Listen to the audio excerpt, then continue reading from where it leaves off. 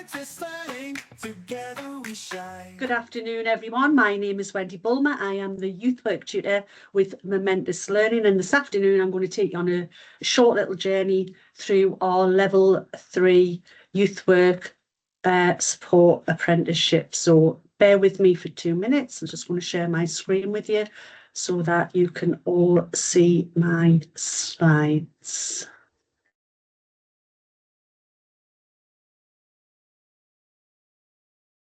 There you go. So the level 3 youth support work apprenticeship with Momentous Learning. So there's different types of apprenticeships. The one that you're going to be doing if you decide to make the leap and join Momentous Learning would be the advanced level 3. Now this is an equivalent to an A level. So just by that word A level, you can see that there's quite a bit of involvement in that, quite a bit of study time, etc., etc. The programme will last for 15 months. That's your qualification and the apprenticeship. Now this is made up of 8 mandatory units and a level 11 optional units. You will, as the slide suggests, do a monthly workshop with myself based on those optional units and those mandatory units, and you will also, in addition to that, have a monthly coaching session with myself set at a time and a day that is more suitable for yourself. Included in that, there's also a review every 3 months. This takes place between yourself, myself, and your manager or supervisor. So they're the kind of contact times that we have online. So here are a list of your mandatory units. As you can see, there's 8. The first 4 here, the theory of youth work, safeguarding a youth work setting, young people's development, and engaging and communicating with young people, I always refer to as your foundation stones, your building blocks. Once we've got those things in place, then we move on to actually exploring and developing our own group work, working with young people that perhaps might on occasion present challenging behaviour or conflict situations. We look at our own reflective practice, and then the very, very end of your mandatory units, you folk will be invited to plan, deliver and evaluate your own project within your own setting. Now that can be based on absolutely anything. Examples that we've had from the past have been projects around young people's mental health, projects around youth violence and crime, but also projects around sexual health and trips and residentials as well. So it's really down to yourself what you want to do. But if you think about it, if you look at these mandatory units, these are all actually supplying you with the theory. You'll get the practice from your workplace in order to actually complete that project to end your mandatory units. In addition to your mandatory units, I did mention that there is 11 optional units that you choose from as well. As you can see from the slide, we've got these in 3 different themes. Now, when it comes to you choosing your optional unit, you do not need to stick to these themes. I am more than happy that you choose several from 3 themes. Choose whichever one you want to do, as long as each of these optional units come to the value of 12 credits. You will get this in more detail if you decide to come on board and do your apprenticeship with Momentous Learning. But these are just an example of the 11. As you can see, they're quite wide and varied. You can do detached and outreach work, trips and residentials, referrals and signposting with young people's transition to independence, young people that might be involved in or impacted by youth violence, criminal activity and exploitation. So as you journey through your apprenticeship, you are actually provided with what we call activity guides. These activity guides go with each of the 8 mandatory units, but also with the 11 optional units as well. They are absolutely packed with information, ideas, resources. And at the very end of each activity guide, it actually tells you what you need to do in order to meet the requirements of that particular unit, i.e. assignments, professional discussions, observations, etc., etc. As you can see from the last bullet point in the slide as well, you are always supplied with a full suite of supporting resources as well for each of those mandatory and optional units. Little bubble at the bottom of your slide there, and this is just a quote from one of our past apprentices who actually said that they really like how in-depth the activities are, and it actually enabled them to understand the activity in more detail. So that's a good kind of indicator as to what past apprentices have thought of our resources and our activity guides. So as I said at the beginning, folks, your journey will be a 15-month journey. As you can see from your slide, months 1 to 4, we look at these topics, which is the theory of youth work, safeguarding and young people's development. Then you move into your 5th month on programme, right through to month 8, and this one looks at your group work, reflective practice and work-based practice. Then months 9 to 12, this is where we start actually looking at your optional units and doing all the activity that is linked to that. And then at the very, very end of the 15 months, we do an assignment on first line management styles. And we actually then give you the opportunity to actually celebrate your success, celebrate your journey on your apprenticeship. What I have done, folks, is that I've, as you can see from the slide, I've actually aligned the values and principles of youth work to that of the 9 habits of Oasis. I don't know if you're familiar with the 9 habits of Oasis yet, but they're there on the slide for you. But basically, they align to the values and principles of youth work, because this is what we aspire to be as youth support workers. But I'll leave that one with you.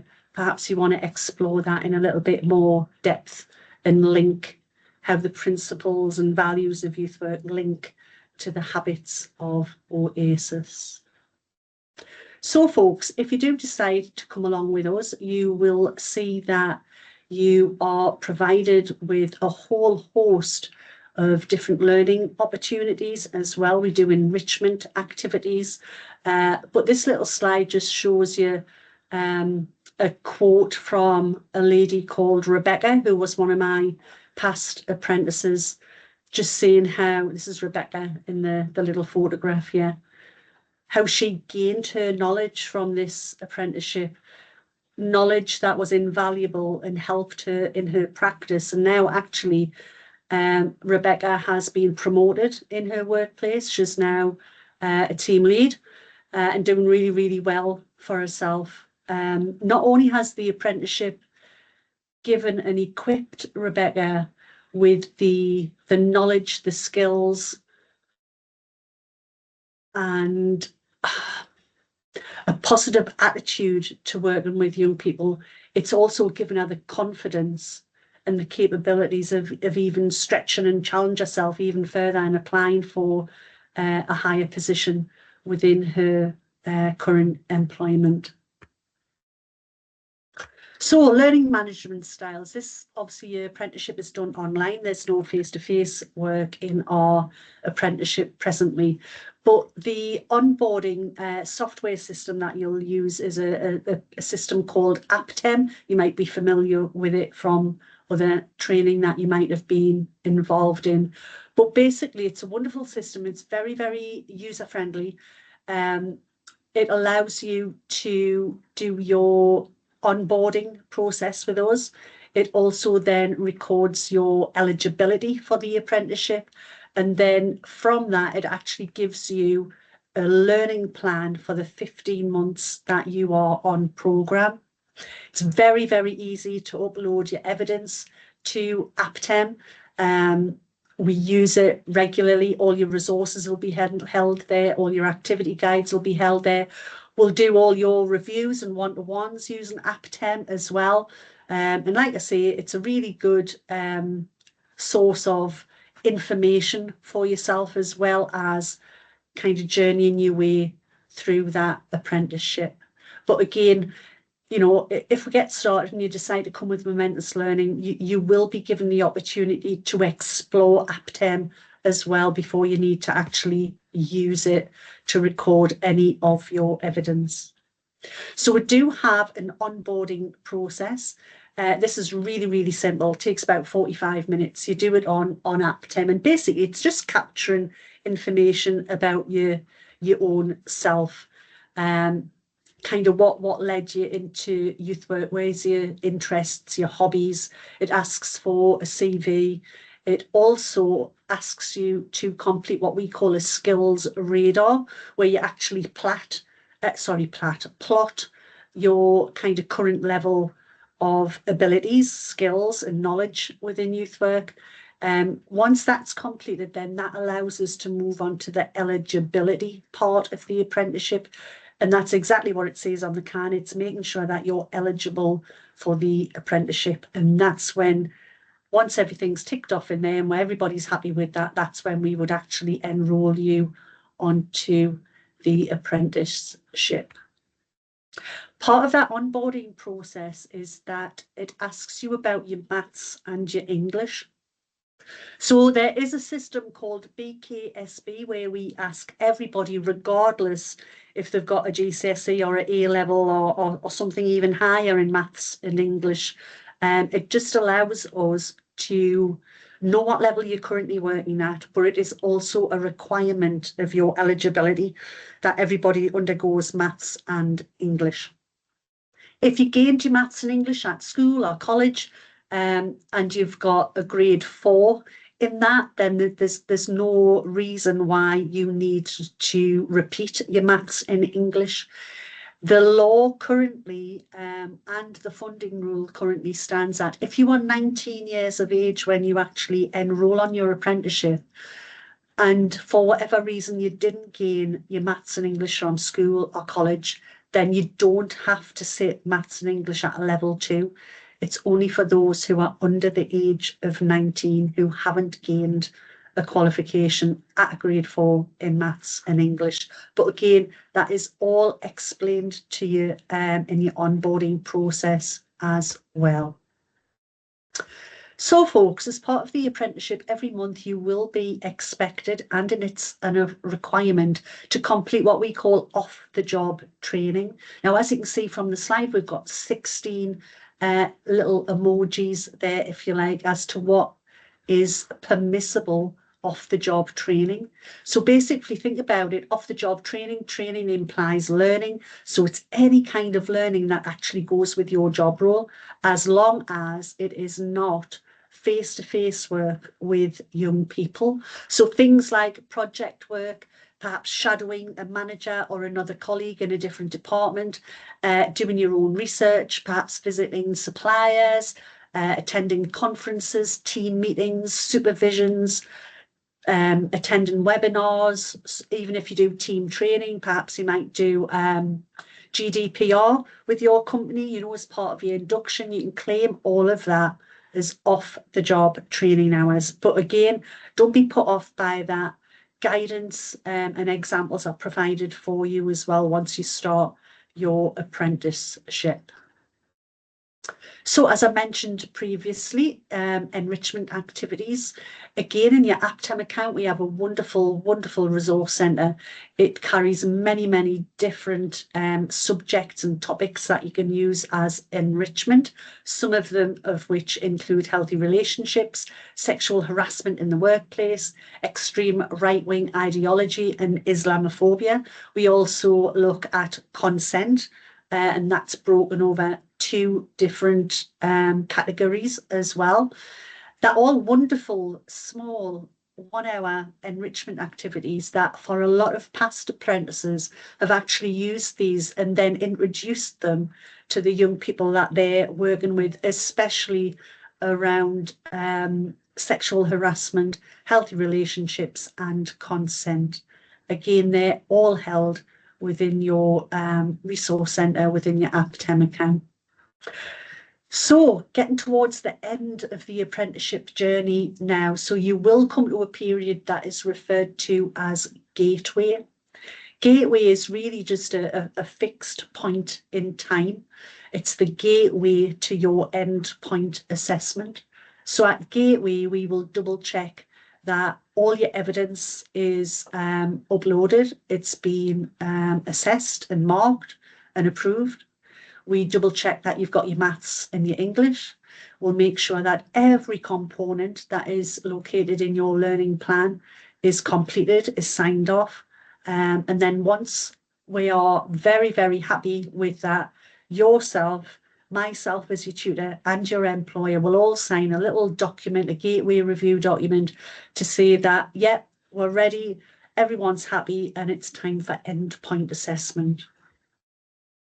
So, assessment methods in your endpoint assessment. The endpoint assessment is actually carried out by an external organisation.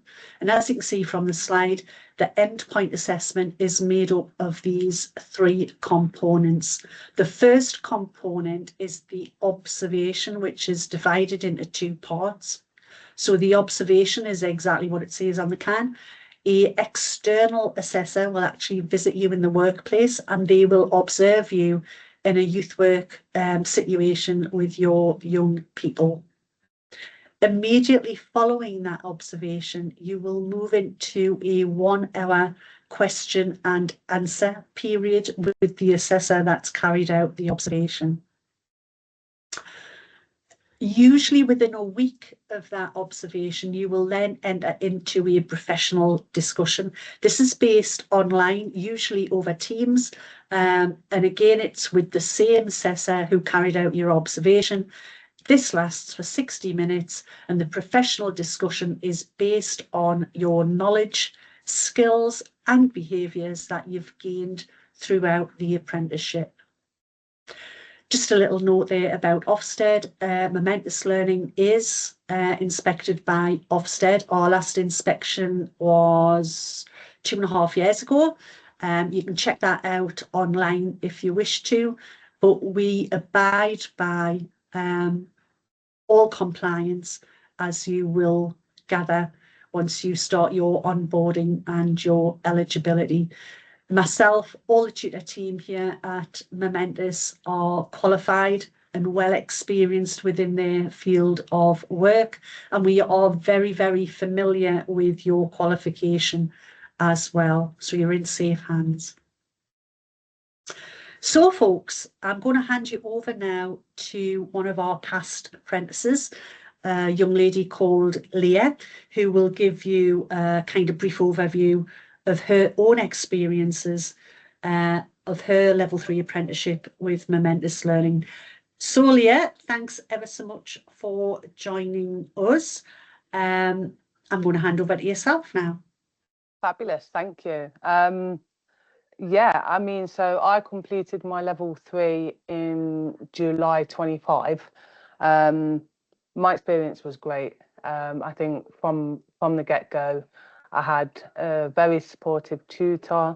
I was fortunate enough to have additional support as well, as someone who does have additional needs. And yeah, I think having that one-to-one support, being in group settings, I did struggle, and I did struggle to kind of process information, to take information away, but having that one-to-one regularly throughout, for me, really helped me, and I truly believe that without that I probably wouldn't have continued.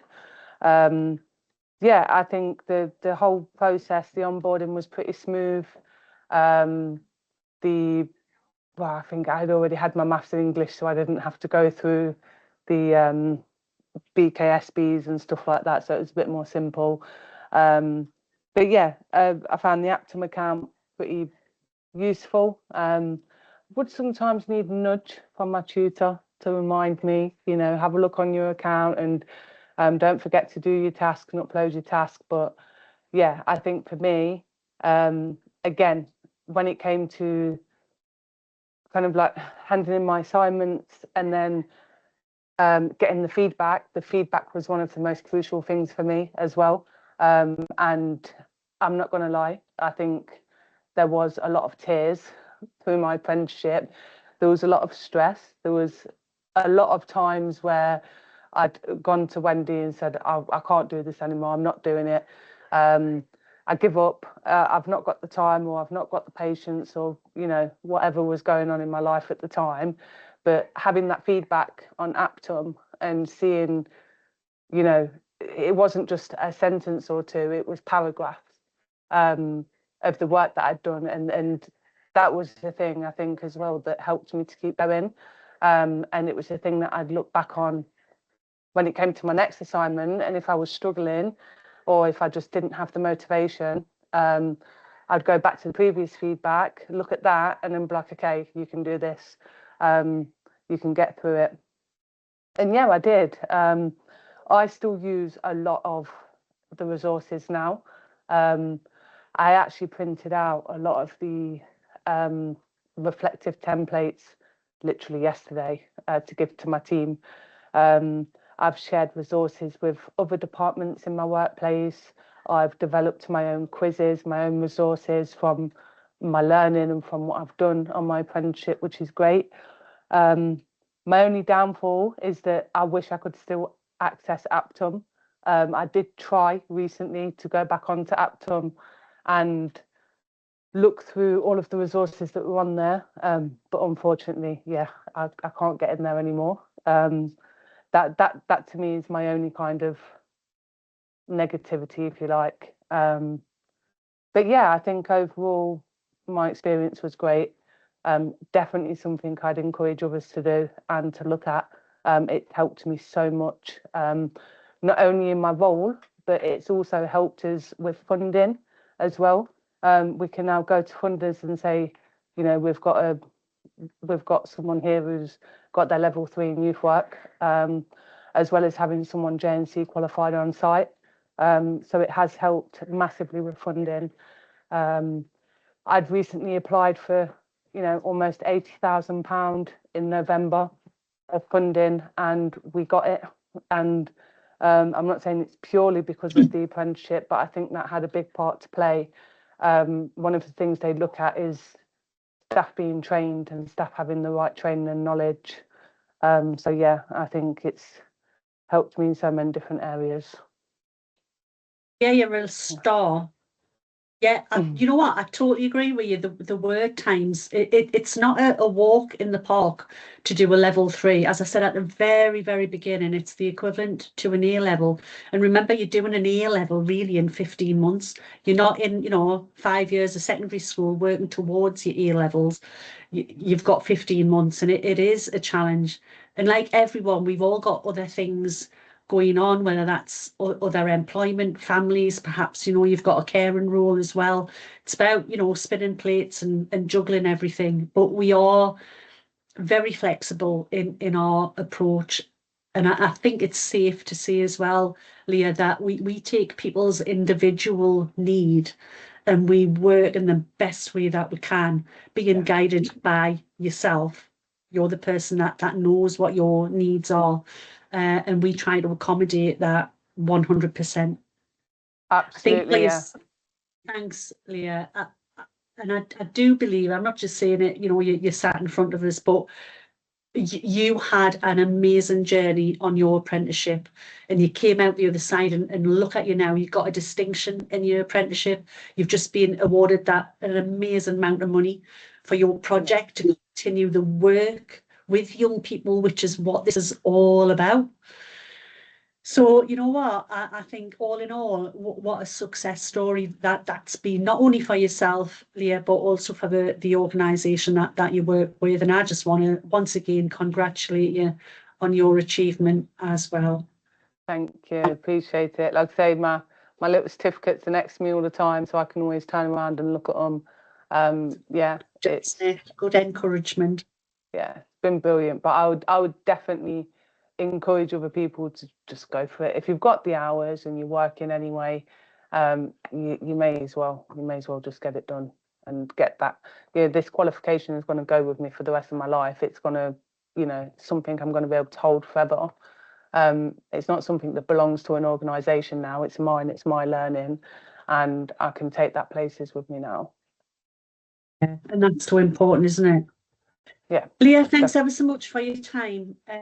I'm going to end the recording now. I do hope that people out there will find this useful, will find it informative.